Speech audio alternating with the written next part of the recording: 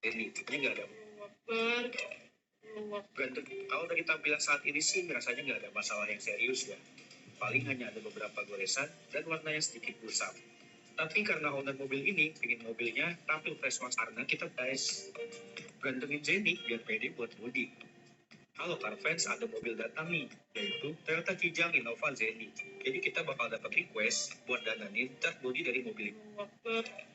Momen Fitri punya audio bagus tapi jarang digunakan. Gimana prosesornya di sini? Aku ditanya koin pro ya.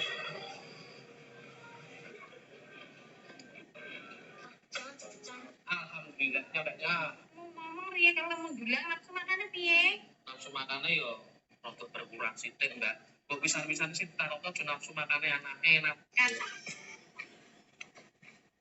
Ini gimana ya maksudnya? papa saya sama bapak kamu tuh orang yang sama. Tuh gimana? Bapak yang kasus saya deh. Pantesan dia nggak pernah di rumah, nggak pernah ada buat saya. Ini alasannya. Kamu tahu dia dibunuh? Bapak nggak pantas diperlakukan seperti itu. Aduh, ini bisa berhenti nggak bohongnya? Jawa kamu bolong-bolong, ketahuan, ya. Tempat ini baru buka 3 tahun yang lalu. Kenapa? Jawab. Saya tersangka sekarang. Kalian yang tugas Bapak karena gagal membunuh Bapak. Sekarang kesini orang-orang pulang. Biarkan kami hidup tenang. Kami. Ya. Saya dengar kamu bilang kami. Yang lain di sini juga, di pulau ini. Saya nggak tahu mereka di mana. Mereka daripada kamu. Tidak. Ya intinya saya mau cari orang yang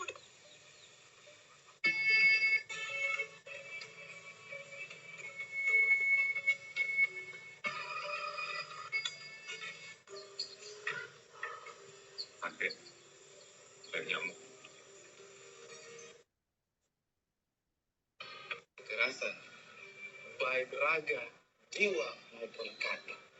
Di sini kita ada ramuan penghilang aura nih kan. Nanti diminum ya Mina. Dina. Iya. Kenapa kamu jadi kesini anjing? Baru beberapa tahun nggak ketemu jadi anjing. Kau sudah jadi anjing sejak tahun-tahun sebelumnya juga. Jaga kau jadi gue sekarang. Dan kalau kau bilang racikan. Itu jangan sembarang kasih rusak ya. Gara-gara itu perempuan saja. Pak, ramuan penghilang aura negatif. Aduh. Kamu dengar? Aku rumah sakit kan? Seperti ini nih. Jawab, Puska. Jadi gini ya. Itu cuma kulit kodok saja. Paling dia cuma halu. Ini masih cantik.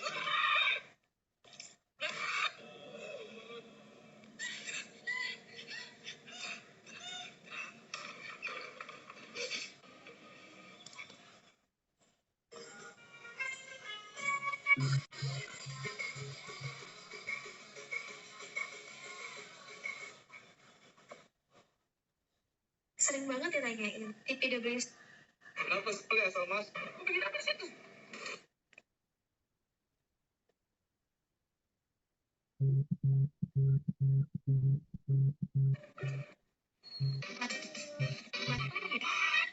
Itu panggil saya. Jadi teman Bapak.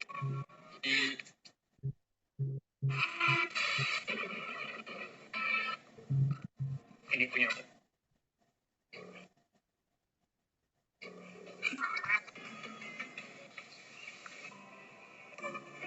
Neraka itu nyata.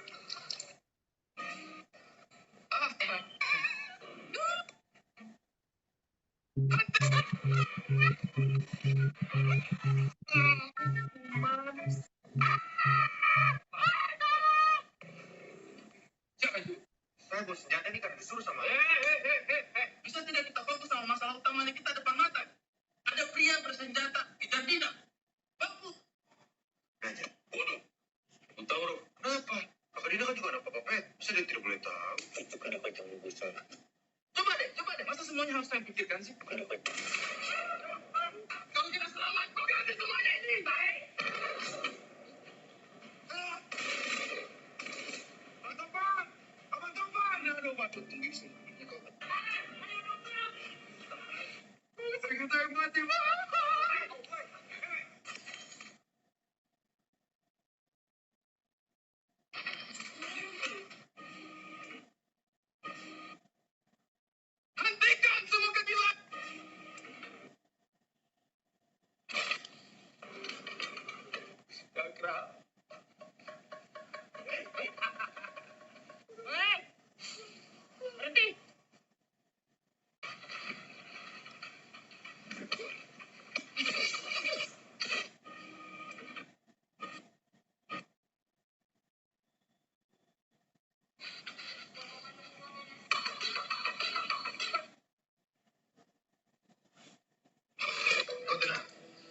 kondisi mereka. Gue mau nikmati. Kurang aja. Tidak tahan. Hei! Lagi saudara gua. Kalian ikan. Topan!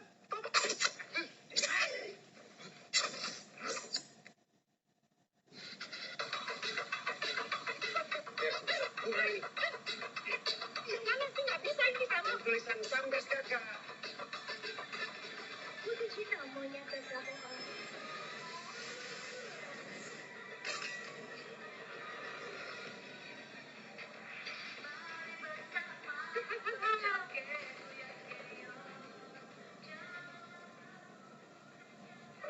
Lo?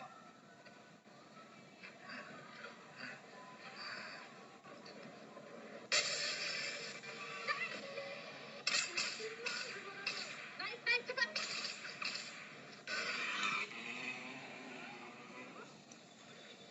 Lukas sebanyak ini, Mas. Gimana? Percaya sama kamu, pembohong, topan pembunuh gitu. Hah? Bicara hati-hati ya, Kak. Abang Topan ini tidak pernah berubah Papa. Tidak mungkin. Dia nggak mati buat Papa, buat kita semua. Kita ini keluarga. Kalau ke Alfa saja. Dia juga anak Papa Pet. Nanti dia jelasin. Telat. Saya mau ke kantor. Saya ini bukan begal. Bukan penipu juga. Gue yakin apa nggak bakal. Tapi bakal.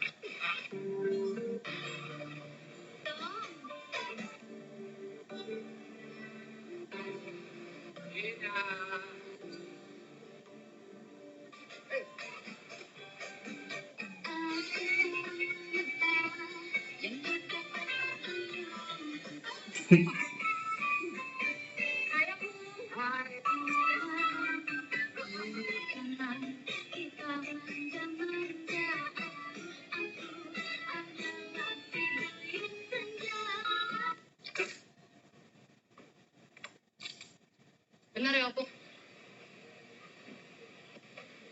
Topan, sabar dulu. Dia sedang terkenal sebagai Petrus udah mati. Intinya kami masih hidup. Lagian kenapa manusia ini mencari-cari kami? Kata Bang Topan, dia yang bunuh Bapak. Betul tidak?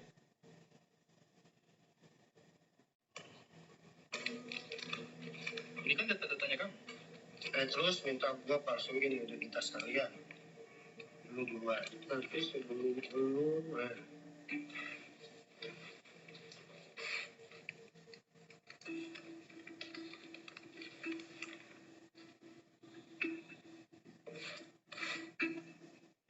Tuyul siapa? Saudara, kalian pikir cuma kalian yang dilatih oleh Petrus? Oke, kita mulai saja ya, Dek. Bisa mendengarkan suara saya dengan jelas? Sudah, Ibu. Sudah ya. Sudah, Bu. Tolong untuk kameranya dinyalakan semuanya. Yang belum menyalakan kamera. Siapa nih yang belum menyalakan kamera?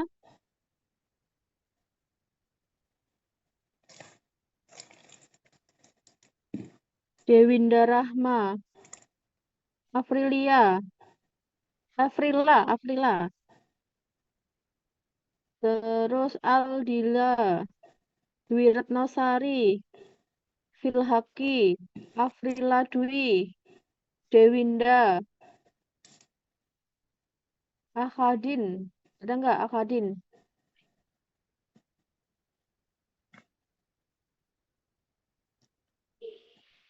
Filhaki? Masuk nggak Filhaki?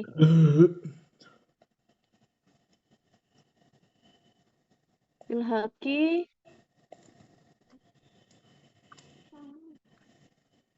Yang belum menyalakan kameranya, tolong dinyalakan kameranya ya.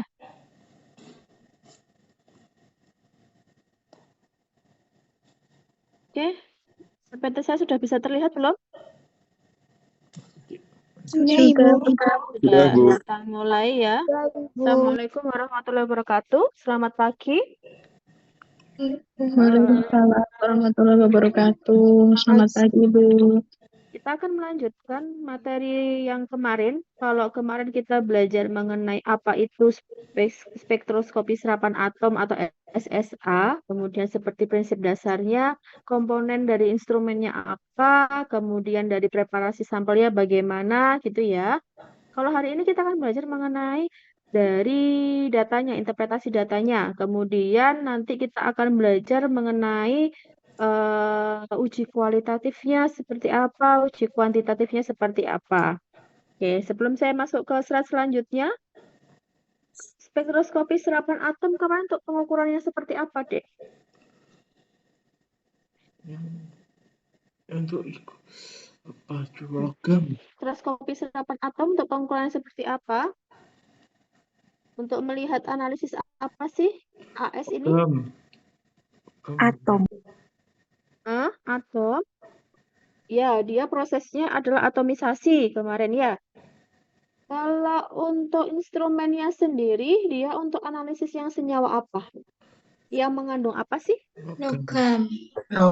Logam berat, betul ya. Contohnya seperti kemarin saya berikan contoh krim wajah ya. Krim wajah itu nanti untuk melihat logam beratnya itu biasanya kalau di dalam krim itu adalah merkuri. Kalau ini kan biasanya cewek-cewek ya yang pakai krim wajah ini. Kalau kalian bisa lihat, kalau secara fisik itu seseorang yang memakai krim wajah yang kemungkinan besar ada kandungan merkuri, entah dari berapa persennya, itu biasanya di dagunya itu ada rambut kecil-kecilnya, Dek. Pernah lihat enggak? Di dagu, di sini ada rambutnya kecil-kecil, kemudian di sebelah sini bukan cowok ya, bukan jenggotnya cowok ya, bukan, beda. Kalau cewek itu seperti kecil-kecil rambutnya. Ada yang pernah tahu? Pernah lihat enggak? Belum pernah. Pernah Ibu. Ada ya, seperti Pernah. itu. Dia putihnya itu seperti putih enggak ini. Di sininya itu ada kecil-kecil kalau cewek gitu. Iya Lah Bu, itu pernah. ya, lah itu biasanya perlu dicurigai ya bahwa krim yang dipakai itu nanti adalah ada kandungan merkurinya atau hidroquinonnya itu adalah biasanya lebih dari 2%. Ini untuk krim wajah ya.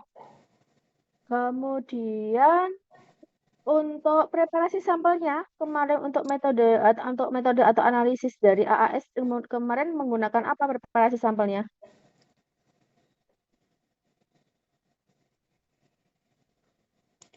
Preparasi sampelnya ada 2 cara, apa saja?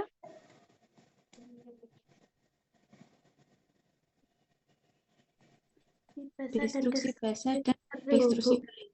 Betul, untuk destruksi basah itu bagaimana? Pelarut yang digunakan apa? Asam kuat Bu.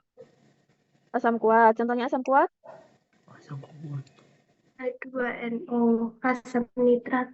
Asam nitrat, betul. Terus ada lagi. HCl termasuk dalam asam kuat nggak? HCl pekat. Iya. Enggak basah. HCl itu apa? Asam klorida. Asam klorida. Asam klorida itu termasuk dari asam kuat ya. Kalau H2SO4 asam sulfat?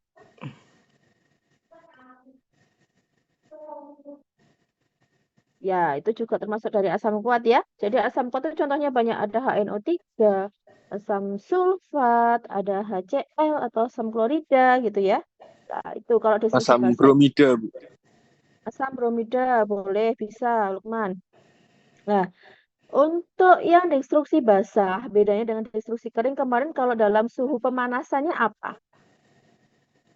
Berapa suhunya untuk destruksi basah? Basah itu kurang dari 300 derajat Celcius. Kurang dari 300 derajat Celcius ya. Kalau destruksi kering itu adalah antara 400 sampai 800. 800. Itu ya. 500. Paham ya? Oke, kita lanjut. Ini untuk aplikasi dalam AAS itu ada 2 analisis yang digunakan ujinya, yaitu uji kualitatif dan juga uji kuantitatif. Perbedaan dari uji kualitatif dan juga uji kuantitatif apa?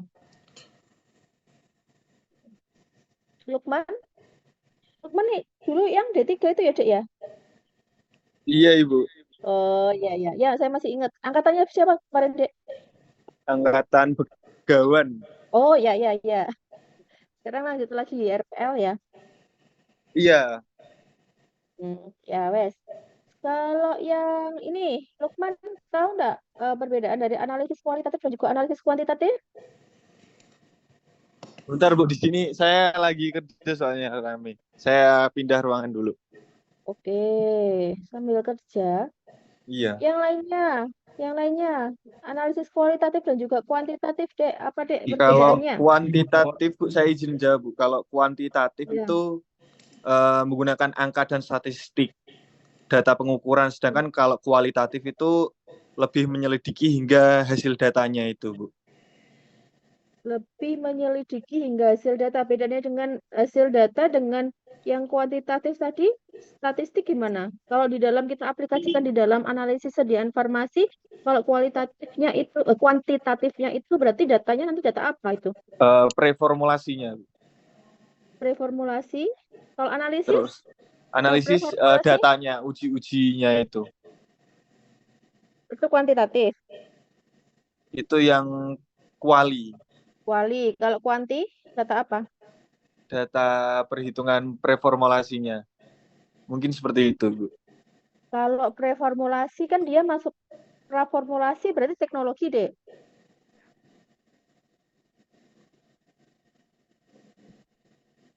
Hmm? Harus bisa membedakan ya. Kalau praformulasi itu kan berarti dia akan membuat sediaan farmasi. Kita tahu kita membuat apa ya? Kalau kalian ingin membuat kue, misalkan kue nastar gitu ya. Apa sih resepnya? Nah, itu kan praformulasi ya. Paham Iya. maksud saya? Nah, kalau ini berarti kan kalau ini analisis, dia kan berarti lebih ke QC-nya, quality control-nya, ya. Eh, penetapan kadarnya gitu ya. Jadi kalau analisis kualitatif itu adalah jika ingin tahu apakah di dalam sampel itu terdapat kandungan senyawa misalkan dalam sampel obat herbal untuk diabetes, ortosipon stamineus, apa namanya kumis kucing ya. Di dalam ortosipon tadi ada senyawa sinensetin nggak? Senyawa markernya. Nah, kita ingin tahu apakah ada senyawa atau tidaknya, identifikasinya itu adalah masuk di dalam kualitatif. Kalau kita ingin tahu berapa sih kadar senyawa sinensetin di dalam obat herbal ekstrak ortosipon, nah, itu berarti kuantitatif. Betul, untuk ada datanya statistik. Datanya statistik itu adalah maksudnya kalau di dalam analisis itu adalah kadarnya. Kita pengen tahu berapa sih kadarnya, itu berarti kuantitatif. Kalau kualitatif tadi hanya sebatas sampai kita ingin tahu apa ada senyawanya enggak. Enggak sampai ke dalam kadarnya. Paham maksud saya, Dek? Bingung enggak? Ananda bingung enggak? Paham, Ibu. Bingung apa paham? Kalau bingung saya jelaskan lagi. Hah? Gimana? Masih bingung Ananda?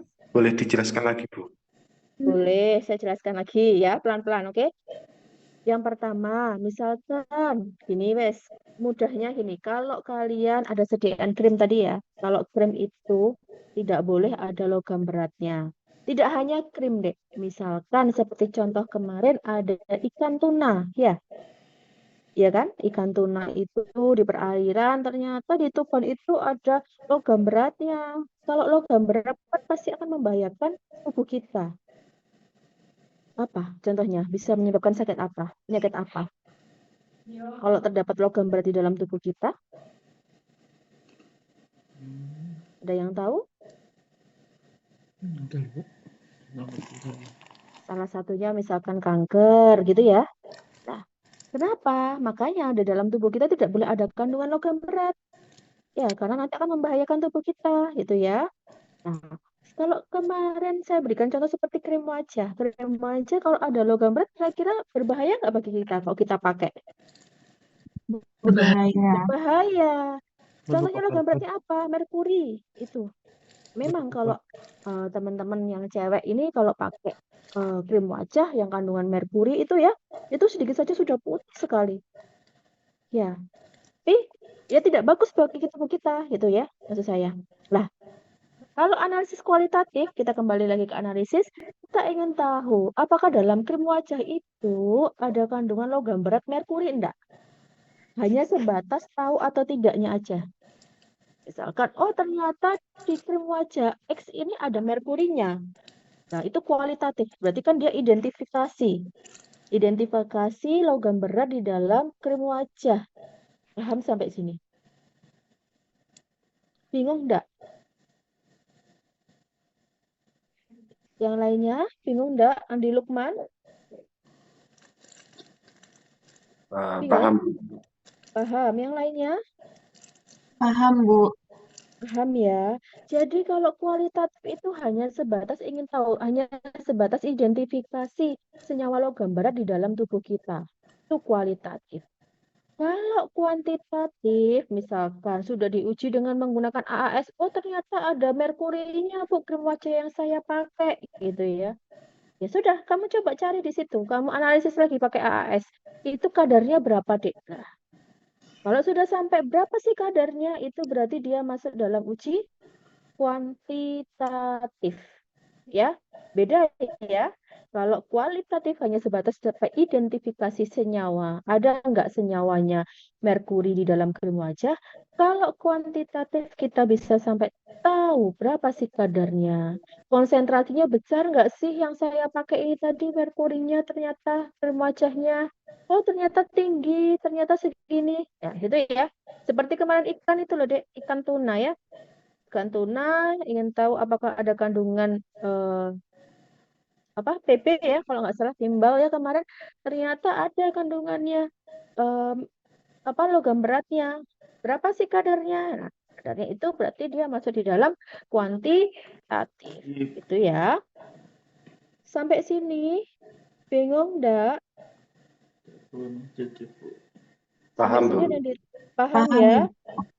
Alifta Salsabila paham atau masih Paham, bingung Ibu. paham ya saya jelaskan saya lanjutkan ya dek ya ini kalau kualitatif itu berkaitan dengan apa sih senyawa yang terkandung di dalam apa sih logam berat yang terkandung di dalam krim wajah itu kualitatif. Kalau kuantitatif, how much? How much itu maksudnya adalah berapa kadarnya, gitu ya?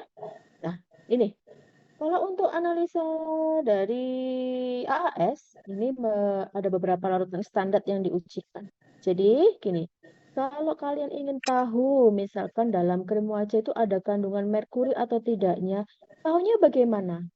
Tahunya adalah kalian harus memiliki standarnya. Standar apa, Bu? Standar merkurinya, ya. Jadi kalau kalian sudah punya standar merkurinya, kalian analisa dengan AAS, nanti kan akan muncul data absorbansi kan, Dek? Nah, dari data absorbansi, standar merkuri tadi dibandingkan dengan absorbansi dari larutan sampelmu. Sampelnya adalah krim wajah tadi. Bingung? Jadi nanti kalau dalam pengujian menggunakan metode AAS itu ada dua larutan yang dipakai. Preparasinya ada dua. Yang pertama adalah larutan standar. Standar ini sebagai apa, Bu? Sebagai pembanding. Pembanding itu apa? Kita ingin membandingkan data dari standarnya dengan data yang ada di sampel. Secara logikanya misalkan seperti ini. Bu, saya pengen tahu panjang gelombangnya dari paracetamol berapa. Ya berarti kamu harus tahu standarnya paracetamol. Ya, itu ya. Jadi kamu harus punya standarnya merkuri. Standarnya merkuri diujikan dulu, nanti dapat hasilnya, datanya. Data itu nanti, data absorbansi nanti dibandingkan, kita bandingkan dengan data sampel yang kamu ujikan. Krim wajah tadi. Ya. Bingung, Dek? Ini belum Dipahami, Bu. kurang lebih paham ya. Ini belum pernah praktek ya untuk ansatwa belum ya? Belum masuk di lab? Belum. Belum. Nanti kalian akan lebih paham kalau kalian pada waktu di lab ya. Kalau kemarin itu adik-adik Anafarma saya minta untuk pengujian rodamin B. Rodamin B di dalam ini. Kalian tahu kalau ke kantin itu ada bumbu apa namanya? Tahu keras? Ya, tahu Kres, Maklor ya. Itu kemarin saya ambil sampelnya dari kantin. Mahasiswa saya minta untuk ambil sampelnya dari kantin. Kemudian saya minta untuk praktikumkan rodaminnya. Tahu kan kalau rodamin B itu berbahaya kan? Nah, kalau rodamin B itu bukan masuk dalam logam berat. Dia masuk di dalam pengujian pakai pengujian spektro, pakai pengujian HPLC, dia bisa terdeteksi. Tapi untuk pewarna rodamin B kan tidak bagus ya bagi tubuh kita ya. Contohnya di mana saja? Di lipstick ya. Warna merahnya itu warna merahnya beda. Pinknya tuh pinknya ngejreng gitu ya. Ngejreng itu apa ya? Beda. Pokoknya kalau kalian kerupuk tahu ya kerupuk-kerupuk apa ya? Ada warna-warni itu loh, Dek. Biasanya. Nah, itu kadang ada beberapa kerupuk itu yang apa namanya ada kandungan rodamin B-nya. Nah, itu makanya kita pengen tahu kita analisiskan dengan menggunakan kemarin contohnya adalah HPLC. Nah, itu contohnya salah satunya. Kemarin kita ambil sampelnya itu sampel apa bumbu tahu kres itu loh, Dek. Nah, kadang kan di situ di bumbu-bumbu itu kan kadang diberikan ada kalau yang pedagang-pedagang nakal itu kan biasanya ada diberikan pewarna rodamin B. Nah, tuh. Contohnya seperti itu. Gitu ya. Terus ini dari larutan standar tadi dengan variasi konsentrasi nanti kita ujikan di dalam analisa yaitu analisis dari AS untuk mendapatkan dari nilai absorbansinya. Nah, dari nilai absorbansi nanti kita ukur persamaan regresinya. Persamaan regresinya ini dari mana, Bu? Kalian punya kalkulator saintifik? Ada? Kalau biasanya praktikum farmasetika itu biasanya diminta untuk bawa setiap mahasiswa satu karena praktikumnya kalau di resep itu satu-satu harus bawa mandiri kan ya. Praktikum preskripsi resep itu loh. Hitungan dosis maksimum itu kan harus mandiri, jurnal juga mandiri tidak kelompok. Biasanya diminta untuk membawa kalkulator saintifik. Nah, nanti akan didapatkan dari kalkulator saintifik atau kalian bisa coba dicari dalam Excel. Ya, jadi nanti konsentrasinya sebagai X itu dimasukkan kalau Y-nya adalah sebagai absorbansinya. Nah, itu nanti baru akan didapatkan persamaan regresi. Kita lihat di bawah ini ya. Nah, ini setelah dimasukkan nilai A tadi ke dalam Y dengan persamaan regresi garis linier, kemudian nanti akan mendapatkan nilai X-nya. X-nya itu adalah sebagai apa? X-nya itu adalah sebagai konsentrasi atau kadarnya di sini. Nah, ini misalkan ini ada beberapa logam beratnya yang di ini adalah ada Zn, Fe, Cu, Ca. Nah, ini adalah contoh pengukuran dari panjang gelombang maksimumnya. Kalau Zn 214, Fe 248, Cu 325 dan sebagainya. Nah, ini nanti kalau ingin membuat kurva kalibrasi itu nanti X-nya adalah sebagai konsentrasi adalah ppm, Y-nya adalah sebagai absorbansi. Kita lihat. Ini kalau ini tadi ya sudah saya jelaskan nih AAS itu nanti ada bisa untuk uji kualitatif dan uji kuantitatif ya. Ini kalibrasinya. Nah, ini contohnya. Ini bisa dilihat. Ini konsentrasinya ya dalam ppm.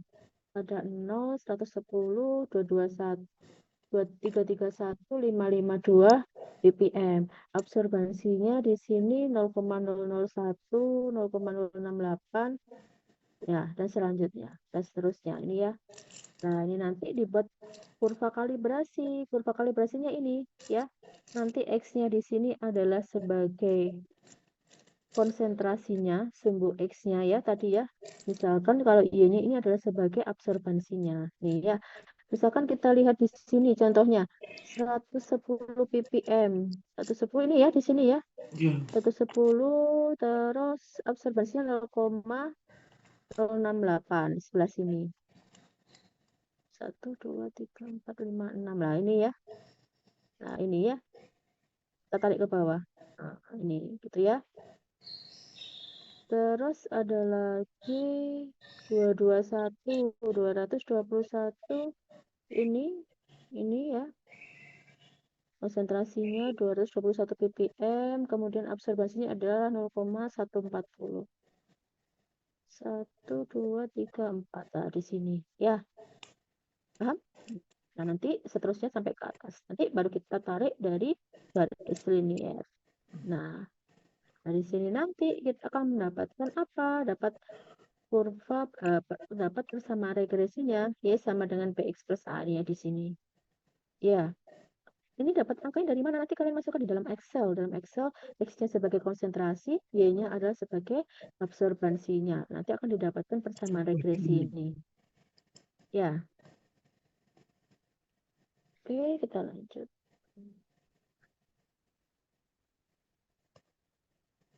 Nah, ini perhitungan persen transmitan. Nah, untuk metode yang dipakai itu ada metode standar tunggal. Nah, ini biasanya dengan sesuai dari hukum Lambert-Beer ya, dengan mengukur absorbansi larutan sampel serta dari standar. Nah, dari situ maka dapat dihitung konsentrasi larutan sampel dan juga larutan standarnya. Ini tadi metode kurva kalibrasi. Kurva kalibrasi itu kayak ini loh, Dek. Nah, dibuat dengan menggunakan seri larutan standar. Tadi kan ini kita coba kembali lagi. Nah, ini kan konsentrasi dari larutan standar tadi ya. Standarnya misalkan kita pakai merkuri. Kita buat konsentrasinya ada 5 konsentrasi ini tadi. Ada konsentrasi 0, 1, 10, 2, 2, 1, 3, 3, 1, 5, 5, 2. Ini nanti akan didapatkan dari masing-masing konsentrasi akan mendapatkan nilai absorbansi. Nah, ini dari nilai absorbansi dan juga konsentrasi ini nanti akan dibuat untuk kurva kalibrasinya seperti ini. Ya.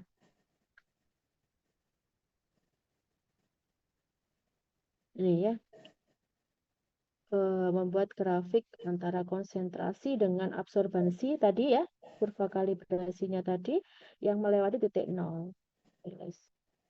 Dapat dicari setelah konsentrasi larutan sampel, dapat dicari setelah absorbansi dari larutan sampel diukur. Nah, tadi kan di sini kita kembali lagi.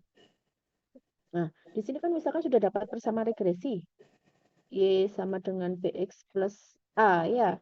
Ini misalkan B-nya ada 0,006, hanya misalkan adalah 0,00175.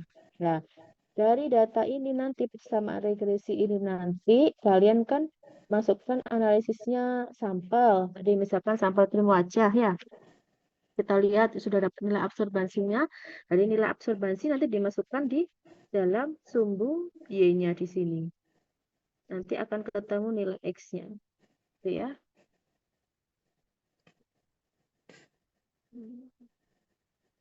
Oke. Dari sini ada yang ditanyakan? Masih belum ada, Bu. Belum. Kita lanjut ya.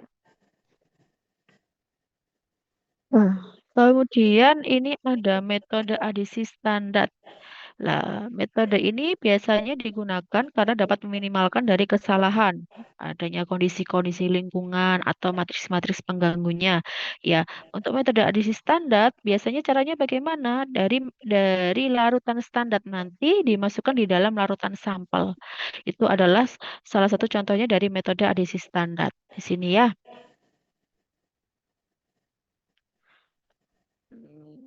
Nah, ini. Jadi misalkan dari satu larutan nanti diencerkan sampai volume tertentu, kemudian diukur absorbansinya, ya, dengan ditambahkan dari larutan standarnya, kemudian diencerkan.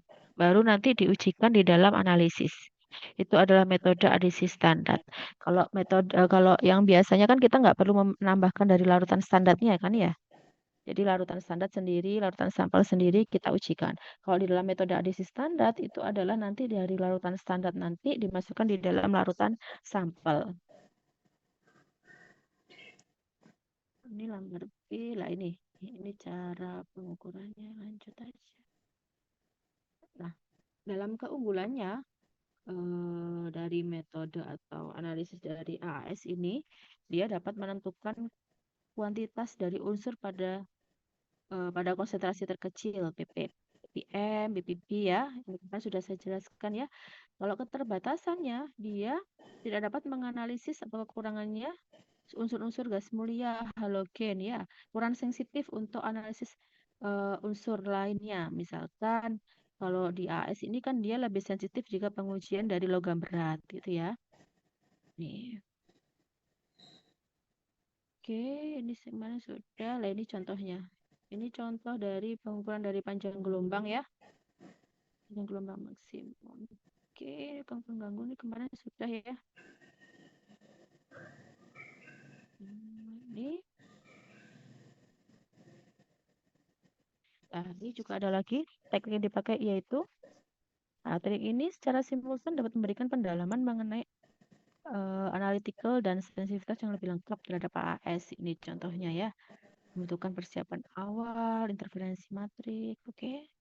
Oke, ada yang ditanyakan sampai sini? Sudah. Kecepatan ya?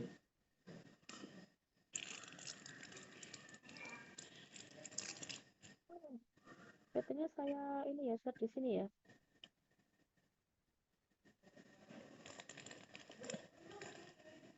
Bu, izin bertanya tentang yang apa kuantitatif dan kualitatif tadi, Bu. Gimana? Ya, dalam penelitian itu kan tadi terdapat dua cara, ada cara kuantitatif dan kualitatif. Nah, apa bisa kalau digabungkan keduanya, Bu? Bisa. Banyak sekali yang digabungkan. Malah biasanya kalau kita pakai analisis itu sampai uji kuantitatifnya. Ya, misalkan dari kita ingin mengetahui senyawa kvarsetin di dalam KLT dan sitometri ya. Biasanya secara kualitatifnya kita ujikan, kita ingin tahu gini, misalkan gini, kalian ingin tahu vitamin C apakah ada kandungan vitamin C di dalam semangka.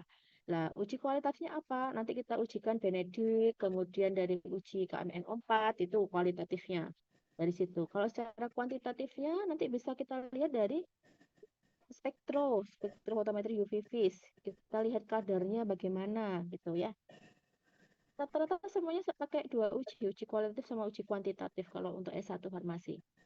Kalau D3 mungkin kalau dalam KTI-nya mungkin bisa sampai dari uji kualitatifnya aja, tidak sampai di uji kuantitatifnya, gitu ya.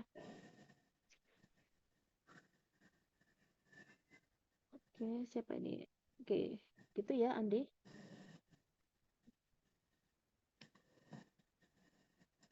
Sudah ada yang ditanyakan? Untuk materinya saya share di kolom chat ya. Bisa terlihat nggak? Sudah, Bu. Bisa ya. Oke, ada yang ditanyakan?